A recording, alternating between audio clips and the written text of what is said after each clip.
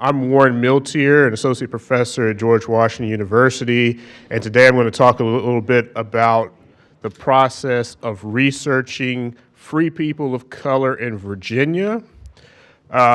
So free people of color are mentioned in the larger exhibit. Abraham Skipwith, who was a part of the exhibit, was a free person of color. And so what I want to do today is just talk a little bit about my project that I'm working on free people of color. I've got a book coming out on this topic next year.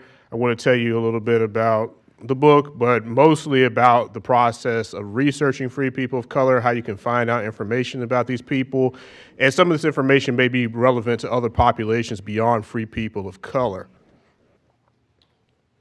So before we get into a lot of detail, I just wanted to talk about this category, free people of color. I don't know how many people are familiar with this terminology. To give you a brief idea of what this is a category that was used during the period of slavery for people of color who were free, and these could be people of African descent or Native American descent. Some of these people were born free. Other people were manumitted, which was a legal process in which an enslaved person would become free. There are some free people of color in Virginia who had been free since the colonial days, others who obtained their freedom later in the late 18th century and early 19th century in particular. Those are important points for the growth of population of free people of color. I did have a couple of examples of more contemporary explanations of what free people of color are. So this one comes from a man named William Valentine. He lived actually in Hertford County, North Carolina, which is on the border with Virginia. I guess you would say the northeastern part of North Carolina. So this is the definition he offered of free people of color. It's kind of convoluted, but sort of fits with what I just told you as far as how people became free, and also the mix of people who could be categorized as people of color.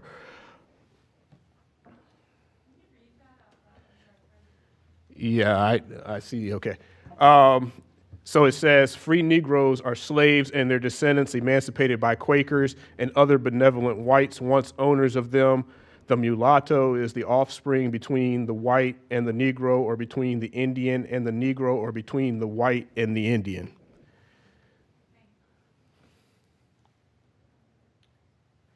And then this is a slightly more simple definition of free people of color from the 1850s, offered by the Supreme Court of North Carolina, who dealt with a case in which they needed to define this terminology, and so that's why we have this information. And it says, free persons of color may be, then for all we can see, persons colored by Indian blood or persons descended from Negro ancestors beyond the fourth degree. So in this time period, they think they can measure out blood quantums and things of that nature. So anybody who would have been below that would technically be a white person. So you could have African ancestry or Native American ancestry and still be considered white in this time period. This is before we get the idea of the one-drop rule.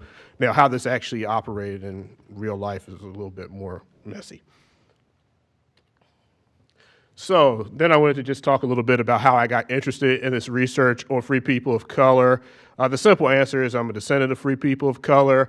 I started researching my family back when I was a kid, and that research eventually led me into more in-depth research about people beyond my family, and I started working on this topic in a more serious way while I was still an undergraduate in college, and then moved on to grad school and continued working on this topic. And since then, I've published 3 books, and I've got 2 more coming out, all about free people of color. Most of them focus on the South, but I'm also now doing research a little bit further north. All right, so this is the book, Freedom in the Age of Slavery, A History of Free People of Color in Virginia, which will be out supposedly in May. Hopefully that stays. I've written it, so it does exist. There's real text that goes along with this. I've done my part. And so what topics do I cover in this book? Here's the chapter outline. I can kind of give you a brief explanation. So we've got 5 chapters. They're covering different time periods. The early chapter talks about the colonial period. Then I go into the era of the American Revolution, late 1700s, and talk about the experiences of free people of color during the Revolution, but also the expansion and emancipations and manumissions during that time period. So there is a loosening of the laws, which I can talk a little bit more about later, around the practice of manumission, which will allow more enslaved people to become free during that time. Then the third chapter and the fourth chapter cover the, let's say, the early part and middle to early part of the 19th century and the experiences of free people of color during that time period. A lot of the material that I cover in that area, in that particular era of time, also deals with the law and the changes in the law that applied to free people of color. And then the final chapter deals with the experiences of free people of color in the Civil War and Reconstruction, which is a particularly interesting time to explore the lives of free people of color. And I think to some extent connects to some of the points that were brought up in the earlier presentation, especially when we're asking questions about property ownership and who had influence after the Civil War. Just I guess a tidbit of information on that. There's definitely an overrepresentation of free people of color in the post-war time period when we're thinking about property ownership and political power. And I would probably argue that still exists today in some way, shape, or form. It'd be a little bit harder to research, but some of the first black people in different areas of politics in Virginia definitely are descendants of free people of color. All right, so I wanted to now get into the research side of this project. How do you research free people of color? Where do you find free people of color? So we're lucky to some extent with the population of free people of color that they're fairly well documented in a variety of different records. Many of those records are stored here at the Library of Virginia. I would say this is probably the location where you're going to find more records about free people of color in Virginia than anywhere else.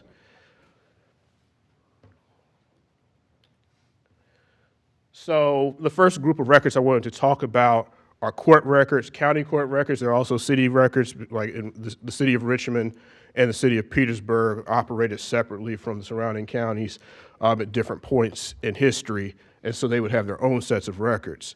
The county court records are scattered across the state. Many of them are located here. Others are still held by the counties or the cities, and they vary from deeds and wills to court records related to criminal cases, civil cases, all the way to some specialized records that we don't usually see anymore, such as apprenticeship records. There are also records specifically related to quote-unquote free Negroes. And some of those records are held here. Some of those would also be found in the local courts even today. So just to give you a little breakdown of some of the court records that you could find, because there's so many different types.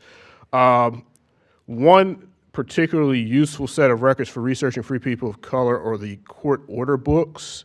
So court order books are books that are basically giving notations about the regular activities of the courts. And so depending on what county you're looking at or which city you're looking at, some of these records go back into the 1600s. And of course, there's still order books of different sorts that are being produced about court activities.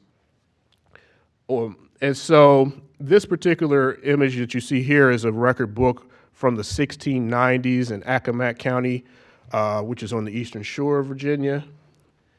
It's a little bit hard to read, I know.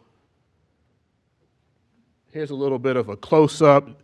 This gives you an example of a couple of cases that you would find in these early order books. So some of the things that people were interested in policing back in the 1690s, of course, are different than what people are interested in policing, or at least the degree to which they're interested in policing them today.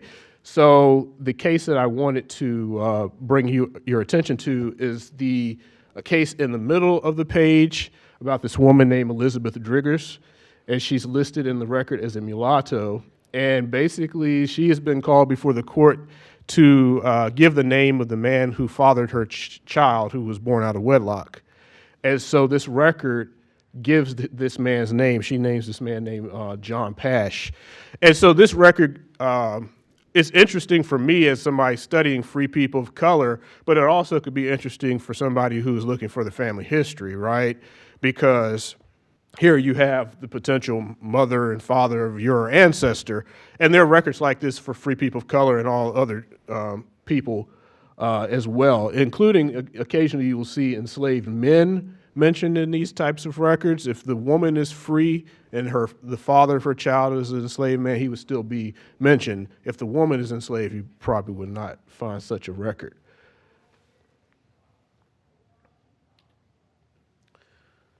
All right, so another type of court record that I've come across and have found particularly useful in the research about free people of color are apprenticeship records. So apprenticeship is practiced in the colonial period and the early 19th century, in particular in Virginia and many other states and colonies. And so basically what they're doing is they're taking children away from their parents and placing them under the guardianship of a master. The idea is that person who's the master would train the apprentice in some type of trade, and what that trade looks like can vary quite a bit. Some people are being taught they're being taught skills that would not be very profitable in the end. So some people are just trained to be like a farmhand or something like that. Not to necessarily be a farmer and know the ins and outs of business, but just to be a farmhand. Or to be a servant. That is something you could be apprenticed out to somebody for. There are then also people who learn trade skills that do help them become successful, and they're able to buy property, things of that nature, based on the skills that they learn through apprenticeship. So it's a very mixed system that exists around apprenticeship in Virginia and many other places. But these records are very important because they tell us about these work conditions, but they also tell us important genealogical information about free people of color. So these are records where you can often find the names of parents of individuals. And so they have a lot of value, even though apprenticeship is not something that we hear about in this form today. Manumission records. So manumission records are records in which we see enslaved people obtaining their freedom. These records are scattered in a variety of different places and forms.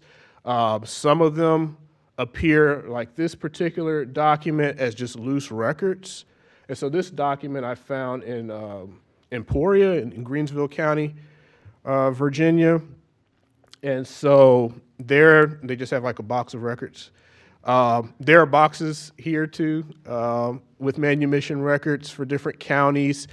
A lot of manumission records also appear in deed books because enslaved people are property, and so the process of moving from being property to obtaining your freedom is often recorded in those records. Sometimes you would also see these records in the county order books or county minute books that I mentioned earlier.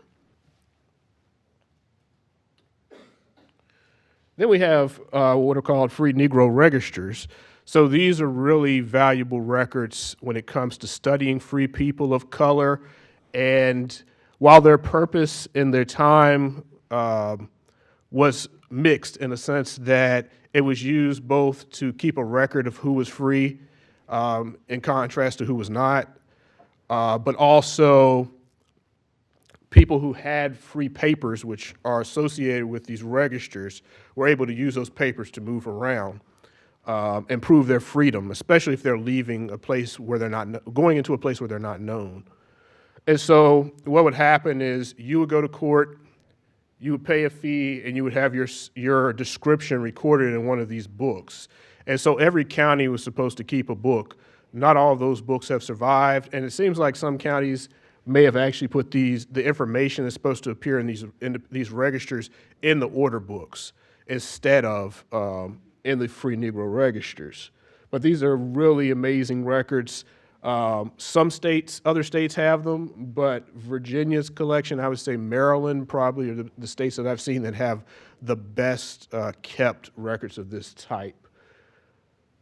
I don't know how many of y'all can see some of this, but basically they give a description of where a person was born, their height, their complexion, and often how they became free.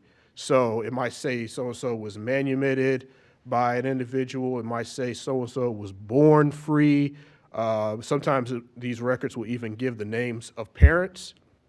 So again, very useful if you're interested in genealogical research. Petitions. So I used a lot of petitions in my research on free people of color. There are a variety of different places that you can find petitions. So free people of color are politically active in the sense that they will petition the government for things that they need. Sometimes that's a legal exemption. Sometimes it's an assertion of maybe they want a pension because they served in a war in some way and they need to get their benefits.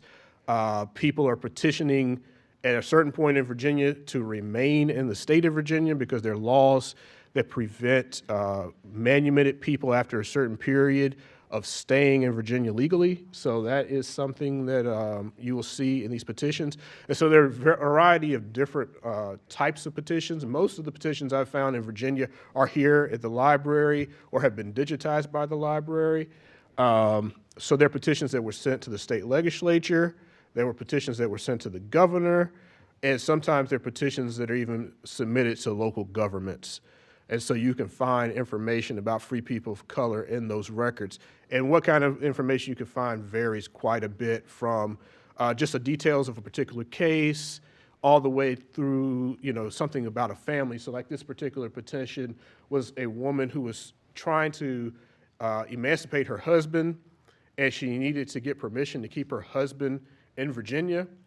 And so she goes through a little bit of detail about the process of trying to obtain her husband's freedom, which is really interesting, especially for somebody from this particular time period.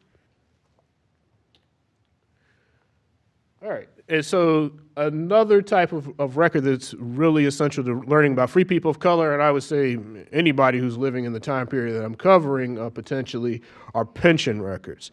So there are a variety of different pension records that exist about free people of color in Virginia and the larger population. So some pension records are held by the state of Virginia, and many of those you would find here or have been digitized by the library.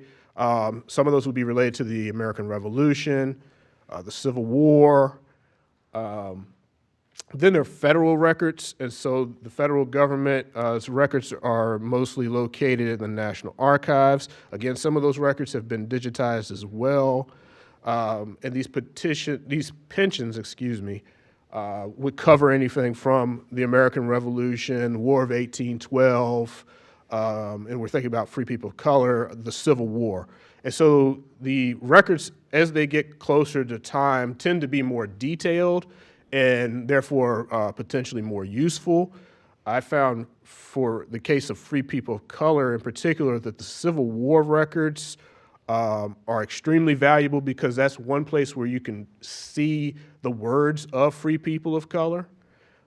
It's often very difficult to find their own words and the reflections of their own ideas and values and life experiences, and those are one place where you can see those. There are also records, this particular example is an American Revolutionary War pension, and those records are pretty good too, but generally not as detailed as those later records from the Civil War era. Church records I have found to be very interesting and valuable for multiple reasons.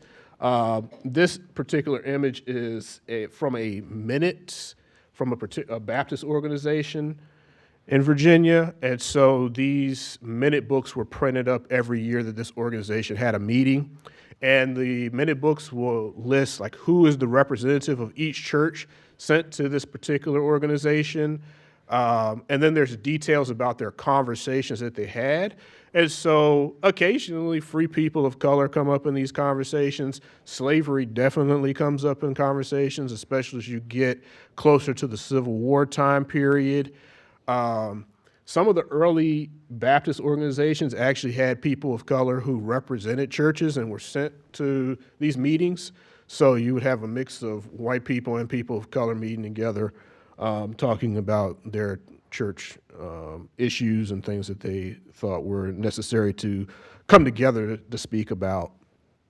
There are other church records that are specifically related to individual churches, and I found those to be very useful as well, because you could see some of the internal dynamics around the individual churches, and they often give membership lists so you can see who the different members were, and these books often are segregated, so you'll have a white section of the book and a colored section of the book, and it will give the names of all the members.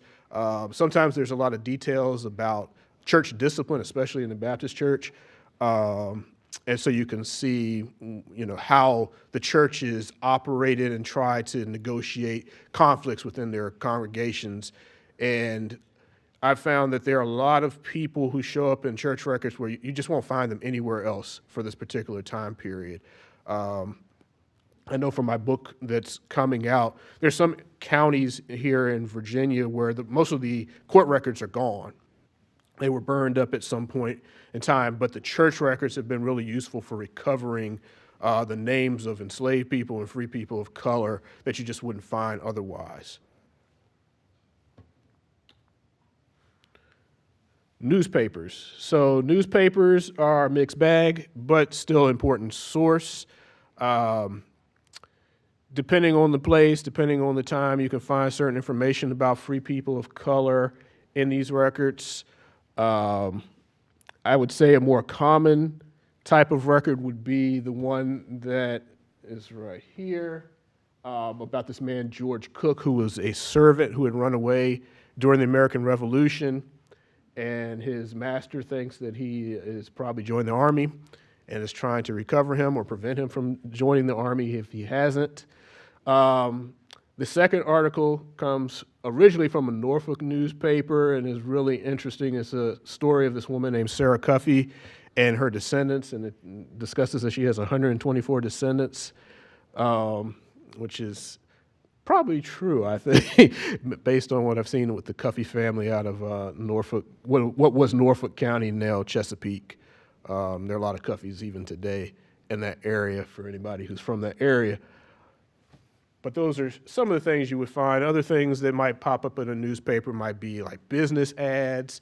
People are trying to recover property, including their free papers. So people will put out rewards for their free papers. If they lost a cow, they put that in there. They don't want to pay. One that's really unique that you'll see where men who don't want to pay their wives' bills because they're technically responsible for those things, and they're claim that their wife ran away or something and they don't want to pay the bill. You'll see free people of color put ads in the newspaper for that. Schools, occasionally you'll see burial societies, things like that. All right, so those are the sources, and if you have questions about sources, we can talk about that a little bit more later. So I just wanted to talk briefly about how many free people of color are we talking about here, all right? Does anybody have any guesses? 10%? You're thinking about like of the overall population of people of color? Okay. Yeah. 1%? Okay. Well, I'll give you just total numbers instead of us thinking about this in percentages. So around 1790, that's the first time we have a federal census. There are about 12,000 to 13,000 free people of color in Virginia. And so that doesn't sound like a lot of people, but that's actually the largest population of free people of color in the United States at the time. By 1860, so the eve of the Civil War, that population has grown to 58,000 free people of color, which places Virginia second with the second largest population of free people of color, only surpassed by Maryland. So it's interesting to think about Virginia. Virginia is the state with the largest population of enslaved people, but also one of the states with the largest populations of free people of color. And we're talking about the whole country. So all the northern states, the southern states, Virginia is always at the top of the list of free people of color.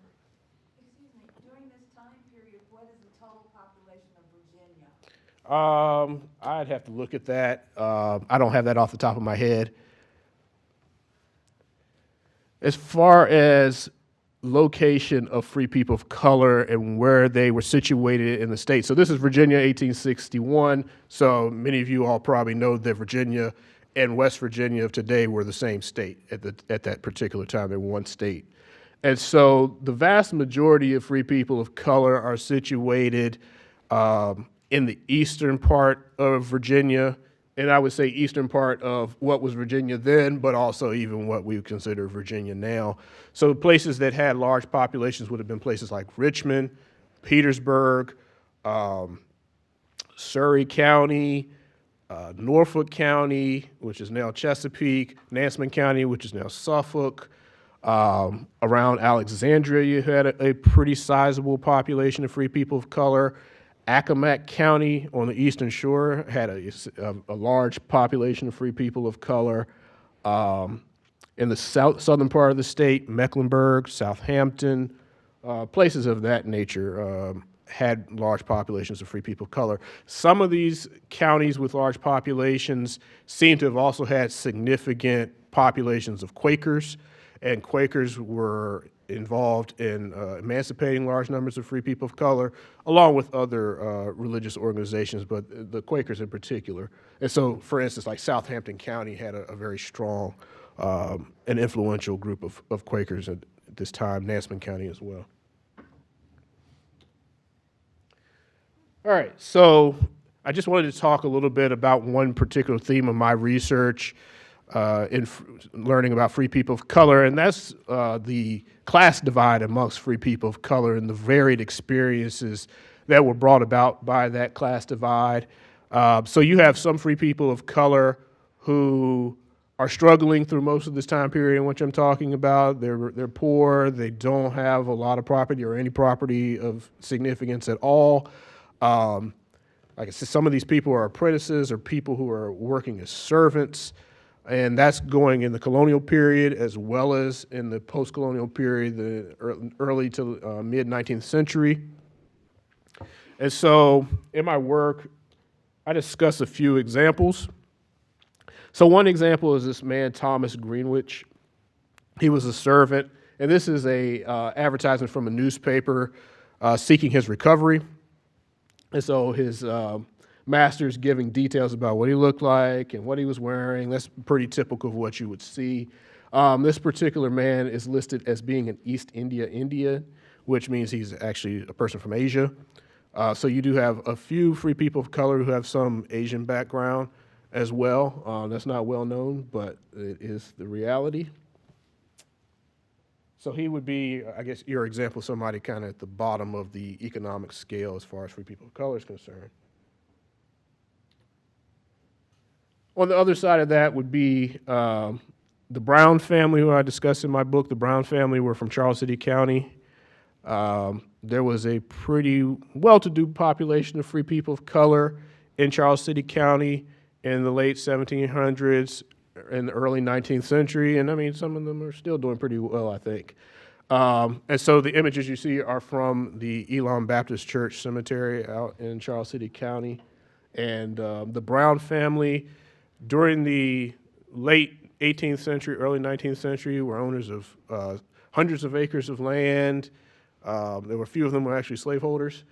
So they're definitely on the other side of this economic situation compared to the previous example. And then I would say maybe somewhere in between these two are Agnes and Elizabeth Langley. They have a really interesting story. So this is their burial plot in Lynchburg. Agnes and Elizabeth were originally enslaved and obtained their freedom. Exactly why and how they obtained their freedom is a little bit murky. I mean, there's a deed, but the deed doesn't give the whole story. Um, Anyways, they leave Lunenburg County, Virginia, or is it Charlotte? One of the two, one of those counties, and they ended up going to Lynchburg, and they set up a business there. Now, their business would be, considered a little shady today. They were prostitutes. They ran a house of prostitution in Lynchburg, but apparently they were very successful in that business and were able. I mean, yeah, they really were. Like, for the time, they came off quite well. And if you go to the cemetery and see this burial plot, it stands out. And there's some other issues about race and how these people were viewed in that time we could talk about later. But anyways, yeah, I would say they're kind of in the middle. So they're not major property holders in the sense that they own hundreds of acres of land and things of that nature, but they own some city lots. They're able to apparently, decorate their houses really well. They owned a lot of personal property according to the census records. So, there's still, opportunities for success in a variety of different ways in Virginia for free people of color, despite some of the limitations. And so let's talk about some of those limitations really quick. I want to talk about the legal status of free people of color. The easy thing, I guess you could say, is that over time, as far as the legal codes are concerned, the status of free people of color gradually declines.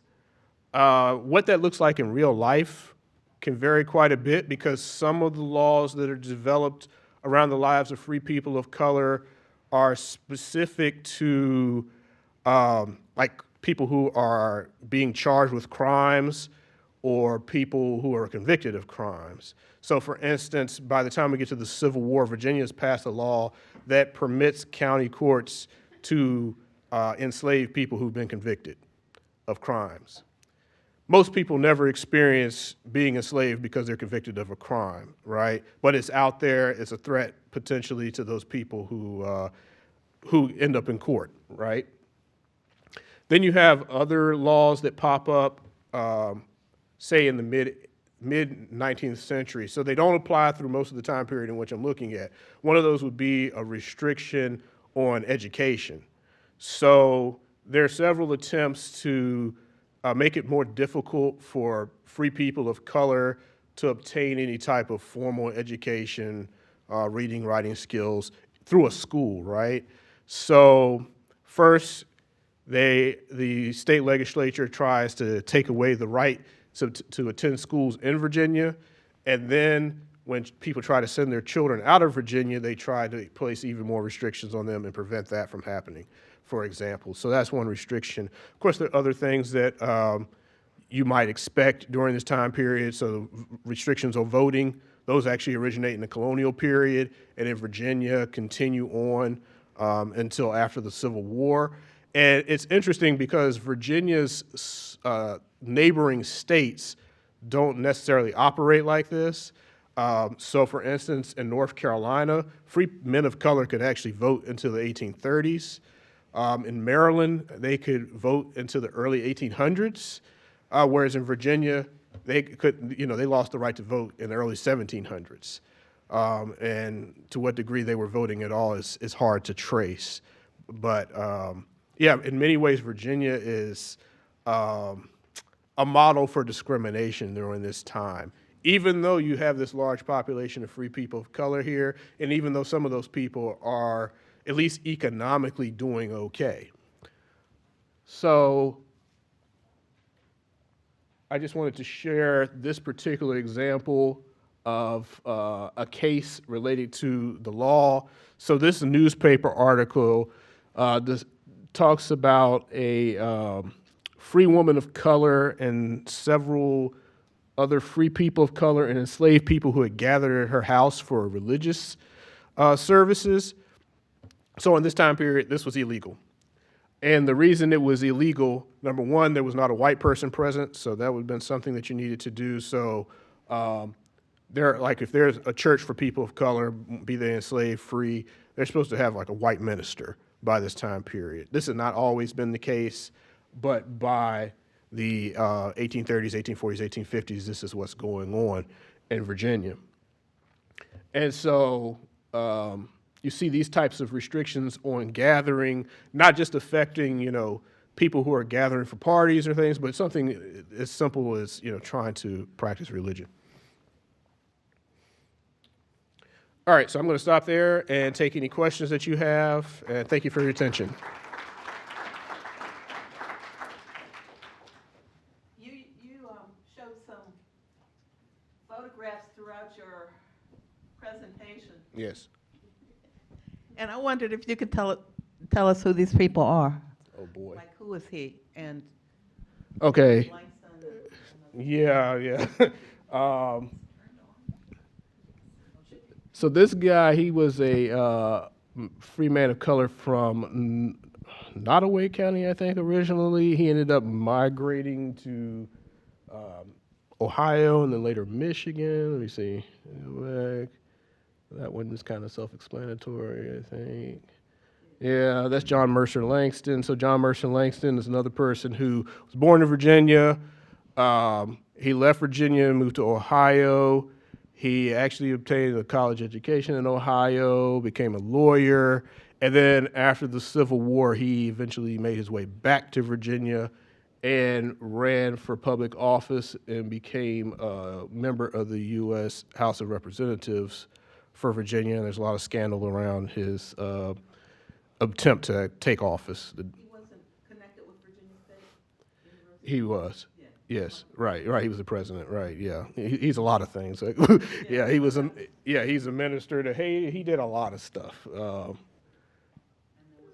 Yeah, and so that's Joseph Jenkins Roberts, and so he was the first president of Liberia. So, yeah, there are a lot of free people of color doing big things, right? Yeah, and that's his wife. So she was the first lady of Liberia. Yeah. So my question is, how was Agnes and Elizabeth viewed racially? And did this have impact on the type of clients that sought their services? And did this, impact the success of their business overall? Well, I don't know who their clients were. I could have some guesses of who their clients were. Obviously, they weren't poor people, right? If they ended up doing pretty well financially. Yeah, so I'm trying to remember if it's Agnes or Elizabeth or both. So they appear in Lynchburg's Free Negro Register, right? So there's descriptions of them. I think it was Elizabeth who had made some claim about. There was this law that was passed in the 1830s that was basically like an escape hatch to some of these discriminatory laws. Often it's described as not a Negro law.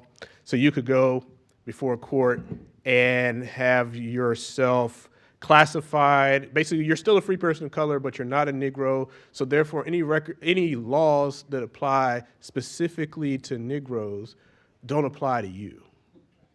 And so she was able to obtain, I think she was able to obtain a certificate for this. So it kind of put her in this middle ground in a sense. So yeah, these are definitely people very fair, maybe even white passing people. Yeah. Hi, a quick comment and a couple of questions, and you touched on one of them. I did a quick Google search. Yeah. And again, it's Google, but it showed that in 1861, the population of Virginia was approximately 1.6 million people. Right. I don't remember all your numbers, but the free people of color would have had a low percentage, under 10%. Right. Now to my questions. One is, could you talk a little bit about incidences of passing for white? I grew up in Louisiana, so that's something that we are aware of. And also, could you talk about the various relationships between the free people of color who had a bit more money, the free people of color who were poor, and the slaves, how they interacted with each other? Right. So the interactions question is complicated because there's limited evidence to explain exactly what people thought at that time about each other, but there's definitely enough, I think, circumstantial evidence, especially after the Civil War, to suggest that like some free people of color definitely saw themselves as distinct. There are others who I don't think thought that way, and I think some of that has to do with the origins of some of these free people of color, right? So you have some free people of color who have very close ties to the enslaved population. They might be emancipated people. Some of their family members might be enslaved, right? And so some of those individuals, not all of them, but some of those individuals might just have a much closer relationship with the enslaved population in general. And then, yeah, you definitely have others who, if they're property holders, if they maybe even own other people, are going to have a different type of relationship to the enslaved population, right? Their lives are very different. To some extent, there may be some benefit of keeping some separation, and the law also encourages separation. So that's what I could say about that. And as far as the passing thing is concerned, during the time period, I guess what we would call passing is something that's always happening, right? So there are people who are moving from being people of color to being white people in the colonial period in the 19th century, and you could say even today, right? There are people who are still making those moves. And so, I think one big question that's out there, I don't know how we would ever quantify this, is how many white people are actually descendants of free people of color? I would say it's a lot. I mean, in some communities, we're probably talking about half of the, descendants of the population of free people of color actually living as white people today. I mean, I know that in my own family, right? And that's something that nobody likes to talk about. And some people who are finding this out now with, DNA testing and just genealogy being more common, they're reacting in different ways. I've had people who've been very, hostile about this and don't want to talk about it at all. And there are other people who are very open to talking about this history. So, yeah, that's what I can say about that. So I can give you some examples with interactions. So down in Norfolk, so we have the Lou Vest family that she was born as a free black. Her father's from Haiti. Her mother's from York County. She actually was a businesswoman that actually had her own restaurant, but she also owned a slave, Mark DeMorty, who, when he reached his 21st birthday, she freed him. And that her husband was actually Navy, but then also, too, that Mark also helped with the Underground Railroad when he started at 18. So I think with her, it's an example of she's supporting, she's owning an slave, but also she's kind of helping with the Underground Railroad.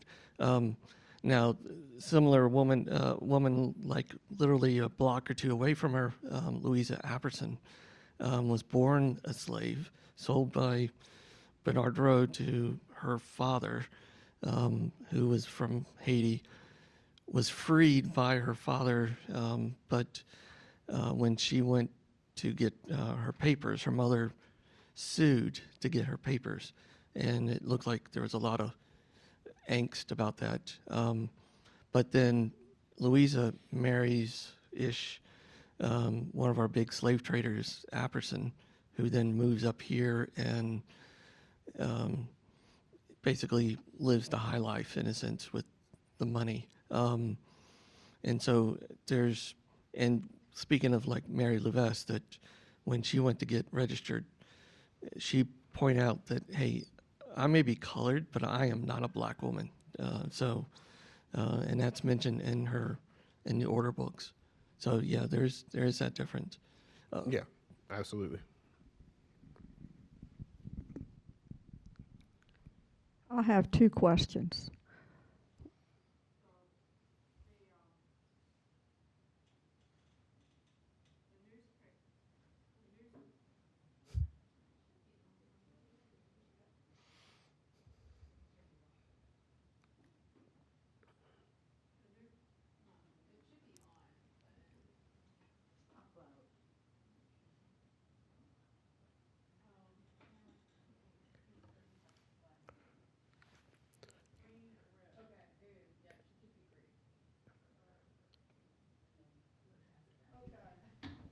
another one. The newspaper article, can everybody hear me? Yeah. Of George Cook, Yeah. what year was that published? And then, the other thing I have a question is, the wealthy or free blacks, the ones that were able to own property, like in the counties, Hmm. were they able to buy slaves? Okay. I would like for you to address that. Right. I think for the first question, I'm thinking like late 1770s for that.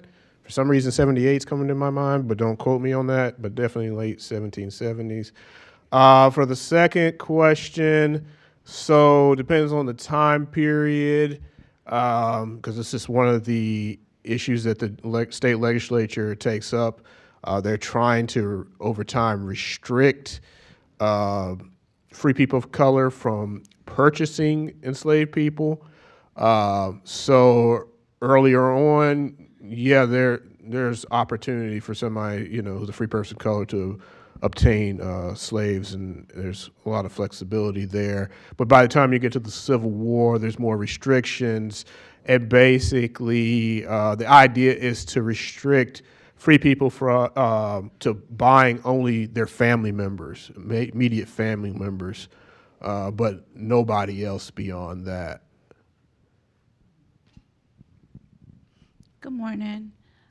You gave the statistic of, I guess, 58,000 free people of color, and that being second to Maryland. What year was that? 1860. Okay, and then as it relates to the discriminatory laws that existed at that time, are you aware of, does your research point you to, or is there a resource that ties laws that exist today to, I guess, what the precursor was, like, at that time? Is there something that you found like that has a direct tie or makes it easy to say, well, these assembly laws now relate back to that assembly law as an example?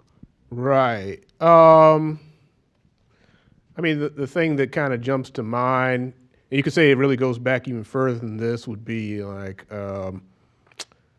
prison labor and using people who've been arrested for crimes and kind of manipulating that system. It's definitely something you see around free people of color, even before it appears in the post-Civil War period with chain gangs and things of that nature.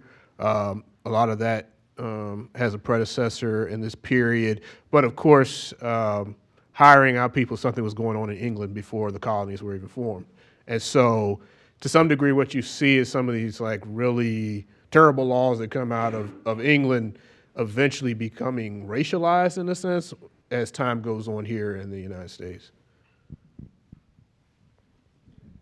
I have a question. When a black American gets a DNA test, does it show like the Africa? Does it show a country? Does it show a tribe? How granular does it get? And does it show like if a white, like for my DNA test, it shows me like a migration basically out of Africa and across Europe and actually into Massachusetts and across New England. And so I can track things pretty accurately. Is a black person's DNA test similar? Yeah, I mean, the companies are definitely offering those types of results. Now, we could have another discussion, which we're not going to have here, about, the legitimacy of some of those claims that come out on those DNA tests. But, yeah. Do you have any recommendations on how you found out more information about the census takers and their practices? Doing my own genealogy, they were using mulatto and 18 blah and changed it back to black. And so, did they have any standards or ways they were supposed to do it in writing, and how can you find out? Yeah, I think there are some actual standards. But, the thing with these racial classifications is that that's not how it was actually done in practice.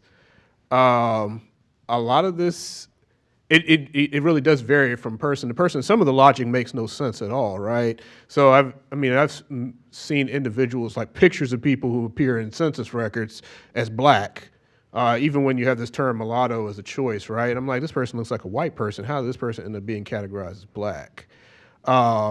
So, this is race, right? Race doesn't make any sense anyways. It's a crazy idea that just, people use for their purposes. And we have to deal with the legacy of that concept, right? And the way it keeps changing over time. But yeah, I wouldn't think too hard about it in a sense, look at it, document, but, yeah, do they actually have a formula that, oh, this person's 1/4 this or 1/8 this? No, not in practice. Yeah. Can you throw, we have to wait till the book comes out. Uh-huh. Right? But Uh-huh. could you throw out some names of some families from the central Virginia area, like the Jarretts and the Maddens, the Willits? Yeah, I know. I discussed the Maddens. Yeah, you mentioned the Jarretts. I'm trying to remember. I know about them. I can't remember if I actually mentioned them in the book or not. Colson. Yeah, I think so. Briefly. Yeah. Is that all in the book? Some of it. Yeah. I mean, some of it. Yeah. I can't cover everybody in great detail, but yeah. So my question is, where do we kind of locate apprenticeship records? Does it require that we know exact business names and to look under the specific businesses themselves, or are those kept somewhere specific, like general? So here at the Library of Virginia, there are actual, like a particular group of records that are called apprentice records. And so you would look them up by county generally, or the city. And you can find, go through those records and find some people. Now, often those records, as far as like the actual documents are concerned, are not complete. And so there may be references to apprenticeships in court order minutes that do not exist as loose document records. But those document records may have more details when they do exist. Mm-hmm. Yeah, the free black population in Richmond, and even more so in Petersburg, was fairly large compared to the black populations. In either of those, were those free folks organized in any way together, or were they just more operating as individuals? So I think, here's the thing. The answer is yes, they are organized to some degree. The details of that organization are harder to find. Not impossible, but harder to find. So, for instance, we know more about like church activity, right? Church activity is pretty well documented both for Petersburg and Richmond. There are records here at the Library of Virginia for some of the early churches that people of color operated in those cities. And so you can get a sense of some of the social interactions, some of, the people, get an idea who was in leadership during that time in those communities. So that's definitely a thing. And newspapers occasionally mention certain organizations in both cities. So yeah, there's something, not as much as I would like to see, but yeah, something. Thank you. At some point, Virginia enacted a law that an enslaved person who was freed had a year to leave the state. Right. When was that law enacted, and how strictly was it enforced? So the first iteration, well, technically the first iteration is in the colonial period. Then that law is overturned in the Revolutionary period, and then there's a different version of that law, the one that I think you're specifically talking about, that comes about in the early 1800s, and then there are other variations of it that kind of changes as far as some of the parameters, what courts can give exceptions, things of that nature, or even allowing exceptions. So enforcement, it's a mixed bag. It seems that there are some people who are manumitted and are able to kind of just stay around without a lot of trouble. Other people are harassed. Some people clearly, they get they get their manumission papers and they get the heck out as soon as they can. It does seem that probably by the time we get to the 1850s, some places are being a little bit more strict about these laws and the enforcement of them. But yeah, it's a mix. Okay. What about your other books? Can you talk about them? Oh boy. I could tell you what they are. So I wrote a book about free people of color in Hertford County, North Carolina, which is on the Virginia border. I did a study on free people of color in North Carolina, the larger state. One about free people of color in the South, which I think is mentioned on the program. And then there's this book, and then there's another book coming out at around the same time as the Virginia book about free people of color during the Civil War era, and that book actually covers the North and the South and the experiences of free people of color in both sections of the country during that time. And we have Hi. time for one more question. Thank you. In your experience in tracing your ancestors back, did you find it easier because you traced back to free people and there were more records?